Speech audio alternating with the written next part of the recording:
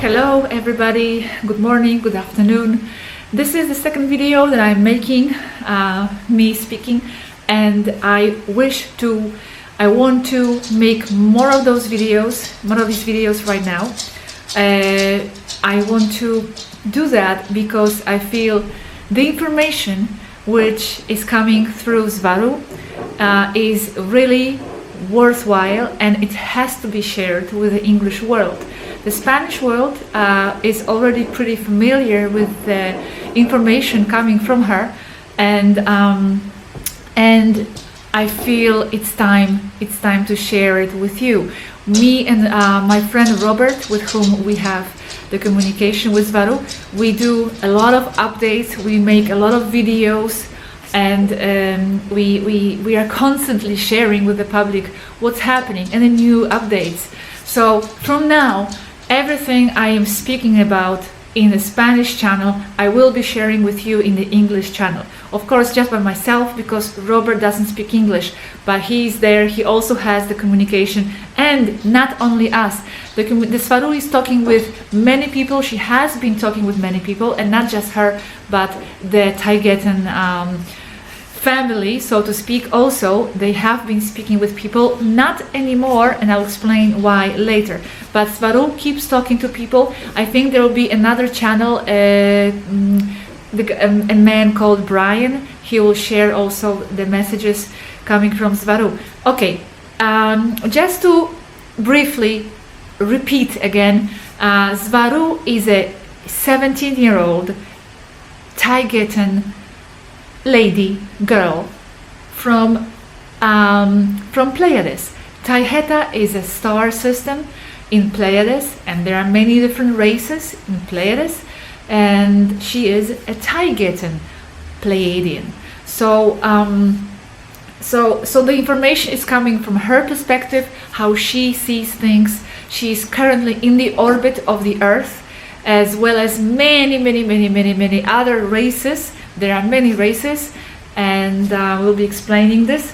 The information is coming from her. Taygetans entered the orbit in 2008, and there were more than 20,000 of them.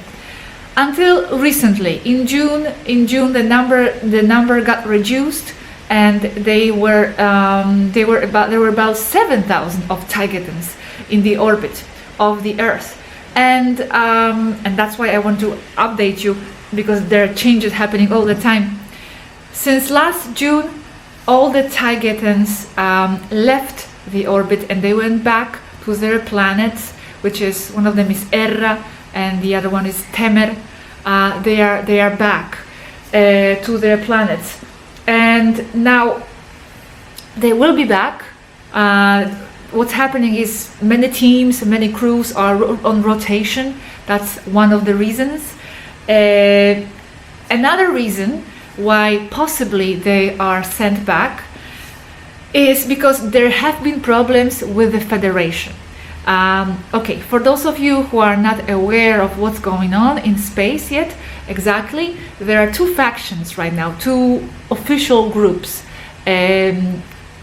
affiliations. First one is the Federation, I think from what I remember is of United Planets, and it consists of thousands, well, maybe not thousands, I don't know exactly the number, but of hundreds of different races. The purpose of this federation, the formation of this, I think it was mentioned in one of the videos prior to this one, so I don't want to repeat this, but it's just to cooperate between races. Now, why are they here? Why are they here near the orbit of the Earth? Well, because to assist with the ascension. The ascension is a fact, it's happening, it's imminent. All the galaxy is ascending, so they are here to assist us with that. Also to study the process of ascension, to observe the mechanics of the ascension, to assist us against the reptilian forces. To blockade, when force blockades against the reptilian forces, to secure the entry and exits from the atmosphere of the Earth. Yes, because there's a lot of traffic happening and many also regressive races, so they are here to protect against that. So that's Federation. And another group whose purpose is similar, but it's another group. It's a Sphere Alliance. And yes, it's the same alliance of which speaks Corey Good. Sphere Alliance. Why Sphere Alliance? Because many of the ships, many larger ships, biosphere ships, are in the form of a sphere. So that's why they are called that. Some races belong to two groups, to the Federation and to Alliance, and some of them belong just to one group, and some of them don't belong to any of the group. So there has been a problem. Well, let me just review, because a lot of things happened, and I'm just trying to update you very fast. What happened was that since May, more or less, since the time when Swaruu started to openly share the information with us, and we have been publishing this information in the Spanish world, and I will be now putting it all out in English. Some of it is already out, but much more is coming. So since she has been sharing this information, the Federation was not very happy with that, with this disclosure of information. Many things have been mentioned by Swaruu, such as, for example, free energy process, which she's not exactly giving the details of how to make the free energy device, but she's explaining a lot of phenomena behind it. So the Federation is not really happy with what's happening with her actions, because they claim, among other things, they claim the Earth is as it's supposed to be, ascension is happening, and the Earth is already liberated in a certain timeline. So nothing should be enforced and interfered with, that everybody is where they belong, which is actually what Swaruu has always been telling them, also teaching them. Because yes, she's 17-year-old, but she's much beyond her age. Her consciousness just surpasses the age, the physical age, and she teaches a lot of them a lot of things. She has been a guide behind the leader of the Taygetan forces, so she's quite important. So going back, the Federation didn't agree with the amount of information she has been sharing, and they have been warning her not to continue with this contact. They have recently stopped contacting directly with the people.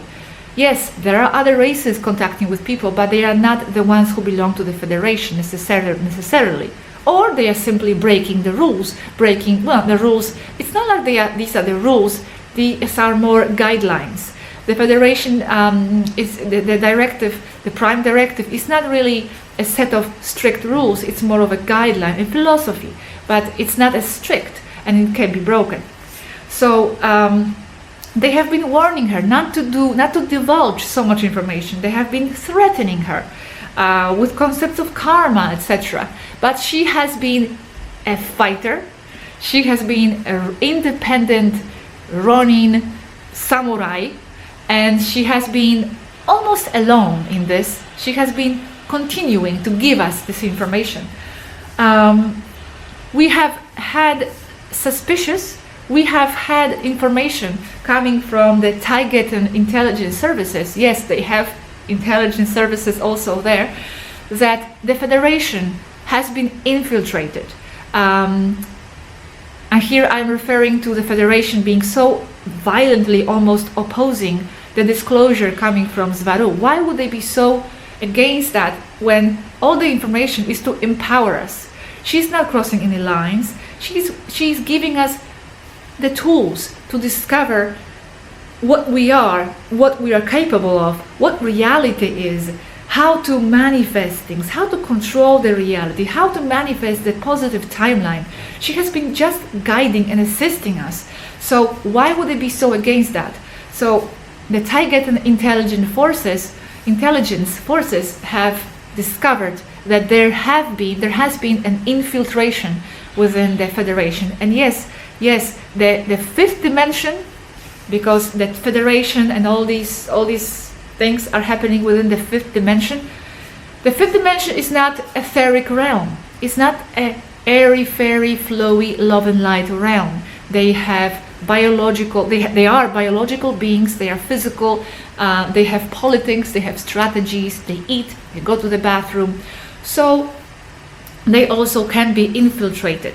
So they have been infiltrated. Not much information is available at this point, but it's assumed, it's suspected that maybe one of the reasons why the Federation sent Taygetans back home is because of maybe it's because of what Swaruu is doing, and she's doing a lot. Okay, I'm just beginning here with the information. So okay, what else can I update you with? Yes, in general, the different races are in the orbit of the Earth. Like I said, they assist with the ascension, they secure the entry and exit to the Earth atmosphere, they enforce reptile blockade, they observe and study, they protect their star seeds. They are also here to recover their star seeds and to examine the protocols of the contact. A massive contact with the human race will happen. That's why this is all happening. This is a part of the preparation. They are preparing the ground. Massive contact will happen, but after the cabal is taken out. And this is happening. The process is happening of cabal being eliminated. But what's really important is people inside the matrix, inside the Earth. It's people's work to get liberated. They have to change, we have to change our perception, get rid of our limiting ideas, and we need to enhance our creative power in order to influence the matrix, because matrix is almost like a living organism that reads our thoughts and intentions and reacts and gives back to us what we project into it. So that's why what Swaruu is doing, in her word, it's collapse. She's collapsing our prior negative timeline and giving us tools, the information being tools, information being a weapon. So with that, we can collapse the previous timeline and manifest collectively a positive timeline. She wants to accelerate that. Yes, because I asked her, all the Taygetans left, you are the only one here, you are alone.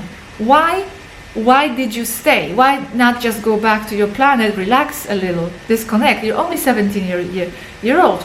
She says, there is work to be done, and my work is not that of Federation, because we have to keep in mind the Federation has its interests, its politics, its strategies, its concepts that differ from, for example, how Swaruu envisions things. She wants to assist with the information. They don't as much, for whatever reason.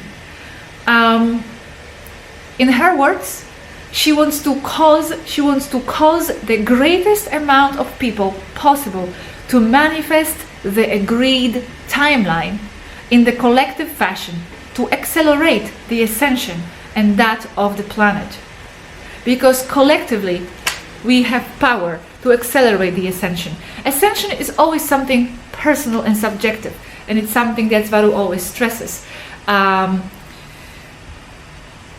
universe consists of hundreds and thousands of timelines, and each person is a specific individual timeline. So the ascension is an individual timeline, but there are also agreed timelines collectively. So if we collectively envision a certain thing and focus on a certain outcome and the future, this is what we will manifest. We will accelerate that, and that's what she wants to do. She wants to speed it up. She wants to activate the key number of people within the matrix, real people, because there are also unreal people within the matrix, and that video will be one of the next videos. Yes, there are unreal matrix people without soul.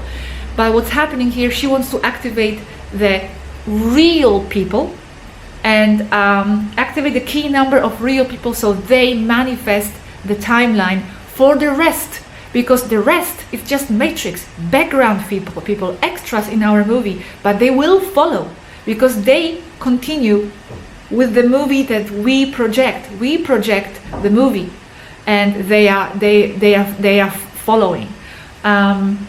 What's happening that the unreal people have become such an intrinsic part of the reality, and inserting false ideas into our reality, that us, the real people, now we have become their followers. So we are manifesting, we are perpetuating the reality that the cabal and the reptilians, the negatives with the unreal people, have initiated.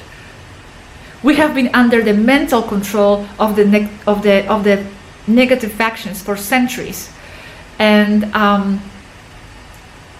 yes, in a certain way we are the victims of that.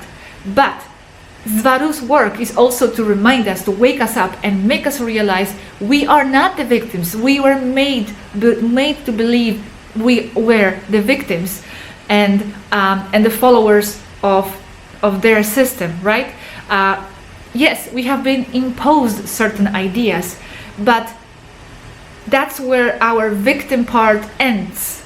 Okay? Now it's the time to recover and repossess our power and reprogram those limiting ideas which we have been imposed, and recreate the timeline which us, the real people, positive real people, want to manifest, and not what they want to manifest upon us. That's Svaruu's work, but above all, it's our work. It's our work. She's only giving us the tools.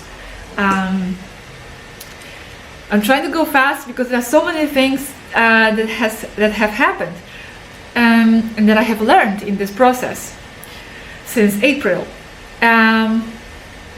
So now let me put you up to date. She's alone right now. All the Taygetans have left. I asked her, "How do you feel? How do you feel? How do you feel all alone?" Because I imagine she's alone there, floating in her little apartment-size ship called Susie.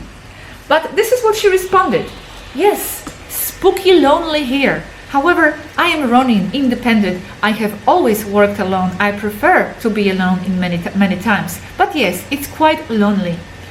I am with landing gear down and artificial gravity set at off.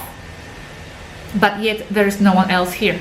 So I asked her, "What do you mean your landing gear down and artificial gravity set at off?" Because it has to be mentioned, when they are in a ship, they have the artificial gravity turned on. So what do you mean?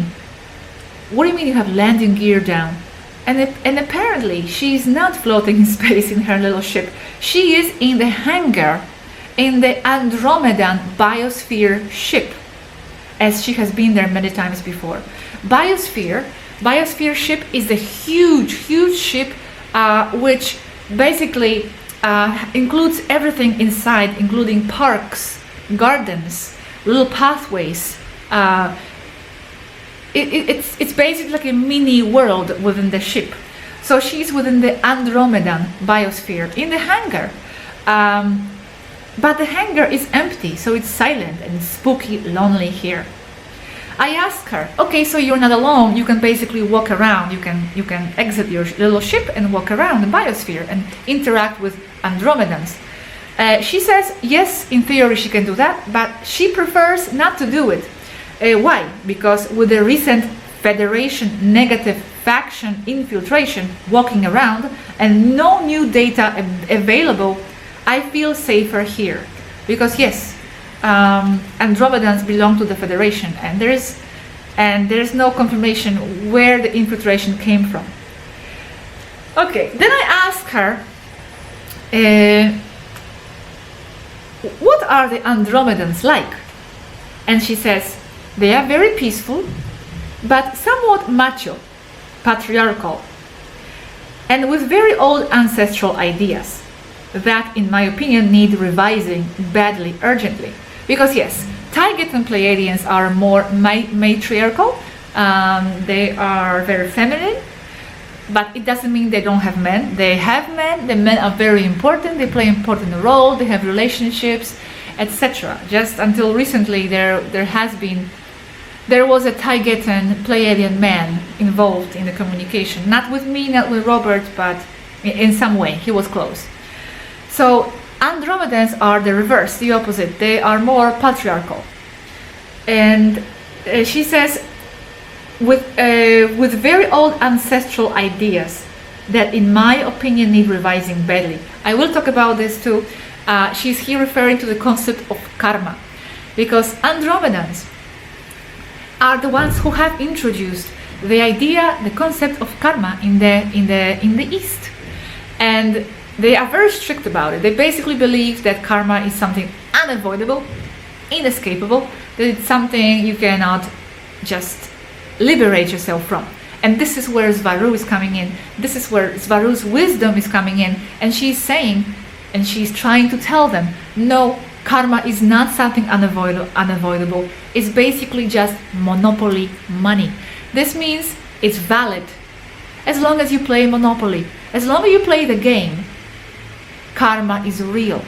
But as soon as you realize the nature of the game you are in, because in that level they are also on a level of a game. It's a matrix also, but it's a different version of the matrix, right? Right here we are in the matrix within the matrix. They are on a higher level of the matrix, but it's still a form of a game of a higher consciousness. So karma, and I will talk about this in a separate video all dedicated to karma. She's explaining that yes, karma, it can be liberated from. You are the one who decides, yes, I am governed by karma. Because this is how the archons and the negative ones keep having us trapped within this cycle of reincarnation, because they have us believe in concepts like sin, like karma, and they have us perpetuate the cycle of reincarnation. Okay, and this is how they keep us in a trapped within the cycle of Earth, basically. And what they want to do, Swaruu, for example, they want to liberate our soul from that cycle. So at least we have a choice. So we are not governed by the karma. So we can forgive ourselves. So we can understand that we have done what we came to do, and we have done our best, and it's time to move on. There's no reason for us to keep coming back and keep trying to repeat the same mistake over and over again. This is what negative wants. They want us back because they feed of us here in this 3D hole. Okay, so let's continue. I also asked her again, what are they like, Andromedans, personality-wise? So she says they are very friendly, but they don't have the same type of emotions like we do. So that causes many problems, as Taygetans are very emotional, maybe even more than humans. Andromedans, they do have emotions, but they are different. From my point of view, that's her reading, from my point of view, they are too logical and neurotically correct. They do have a heart, but in my opinion, it's cold. Yes, it has to be mentioned that Taygetans, Pleiadians in general, I think, are more emotional, are emotional beings, sensual beings. Taygetans are even more emotional, according to her, than humans. It's interesting, no? Because we have had this idea, and we've been talking about this with Robert today, that 5D people are some etheric, mystical creatures, distant and angel-like, and they are all love and light, and they have transcended the duality, and they have transcended the emotionality, etc. But it's not true. They are actually very they are very similar to us in many aspects. They are biological. They go to the bathrooms. The women care about their appearance. They put earrings. They have makeup. They eat. They party. They don't have alcohol, though. Important to mention. They are all with their mind. But okay, they entertain themselves in that way with their mind. But they are very similar to us. They react in emotional way to certain situations, and so let's not project those fantasies onto the 5D people. Like the way we imagine them to be. 5D people. By the way, I'm just talking about Pleiad and Taygetan Pleiadians. They are one of the ones who are the most similar to us, okay? But in 5D, in the fifth density, of course, there are many thousands of races that don't look anything like us, like humans. I'm just talking about Taygetans. And from what I understand, there are many others also that look like us. Okay, how do they look? The Andromedans. Andromedans are blue-skinned, like baby blue, tall and very thin, between 2 meters and 3 meters, usually like 240 centimeters, and have no hair anywhere. 5 long fingers, big almond eyes with dark pupils, small nose, small lips, usually dressed in long robes full of ornaments. Sirians do look alike, but Andromedans are longer. They do have women, and they appear very feminine, with large breasts, maybe too large for their thin, long bodies. They have gentle faces, but no hair at all.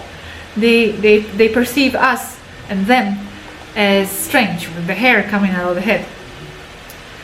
Okay, I did mention Sphere Alliance. Yes, Sphere Alliance is the same one as the ones mentioned by Corey Good.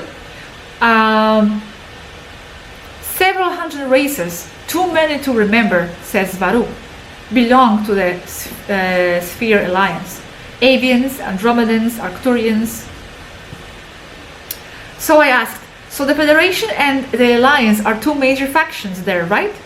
And what is the purpose of the Alliance in contrast to the Federation? The same objective? Swaruu responds, yes, but they cooperate. They are allies, but not the same.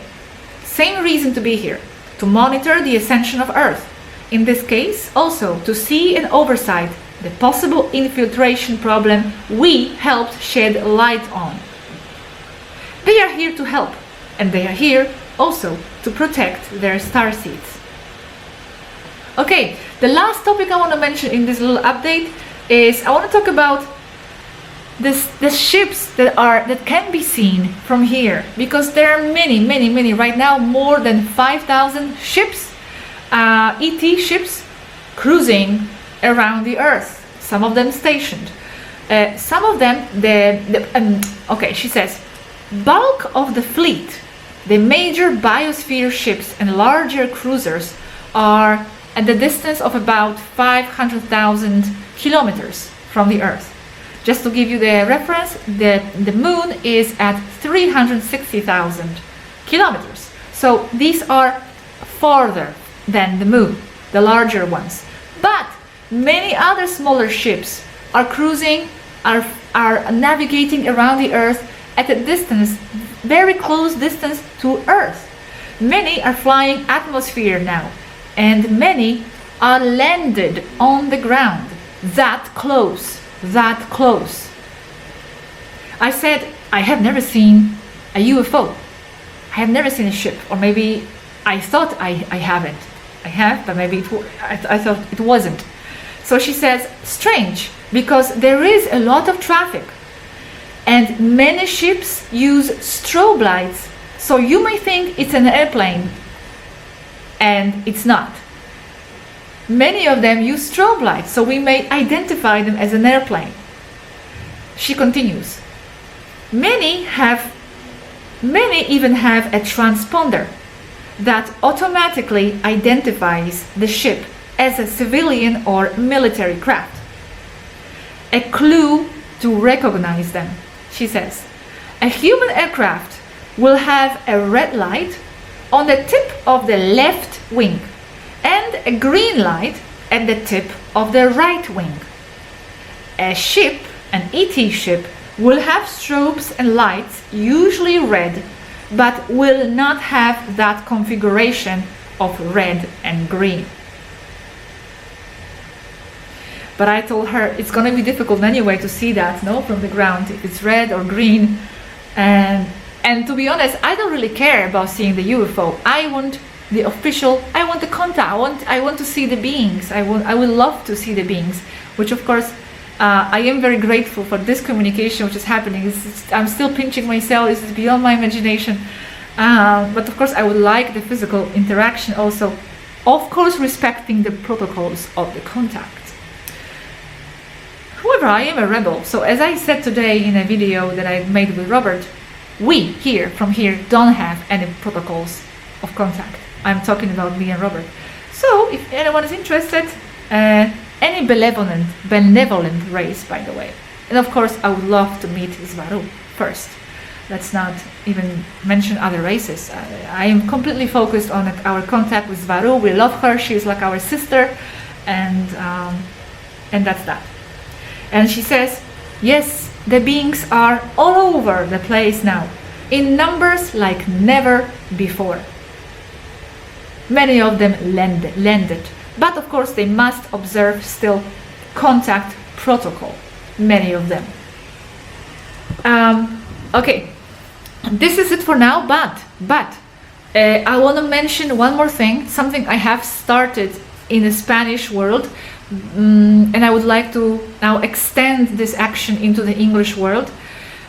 We have started a channel, and it's in Spanish. It's called Llamada desde Planeta Tierra, which means a calling from the planet Earth, where we basically animate, encourage you people to make videos on YouTube asking assistance from the benevolent races, not only Federation, because there are many races that don't belong to the Federation, but any benevolent races.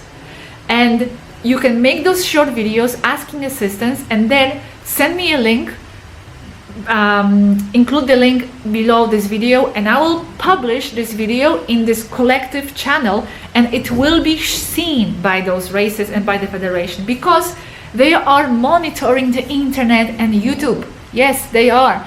They are studying and observing and examining people's reaction. They are really close. They are really close people, and they want the communication. But there's still a lot to be prepared. So Swaruu, because it was Swaruu's idea that people make these videos. Swaruu is encouraging everybody to make these videos, petitioning the Federation and other races to assist the human race with the ascension and with the contact. This doesn't mean, and it's very important, that we are delegating our power to them. We are not. We are autonomous, independent, strong, impossible to control in many ways beings, creators of the reality, but we are trapped. And the actions of the negative races and the cabal has been somewhat disproportionate. And we do appreciate the assistance of our families. They are our families, and we are just asking them to extend their helping hand and help us get out.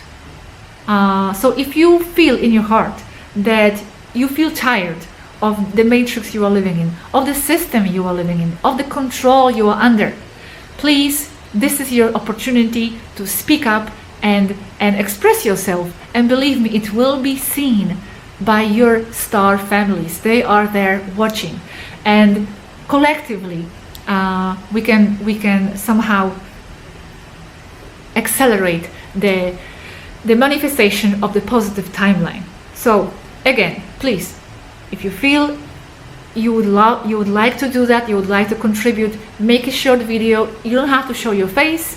You can basically just make a video with your voice. You can change your voice. It can only be read letters, for example, with music, and then send me a link. I will publish it.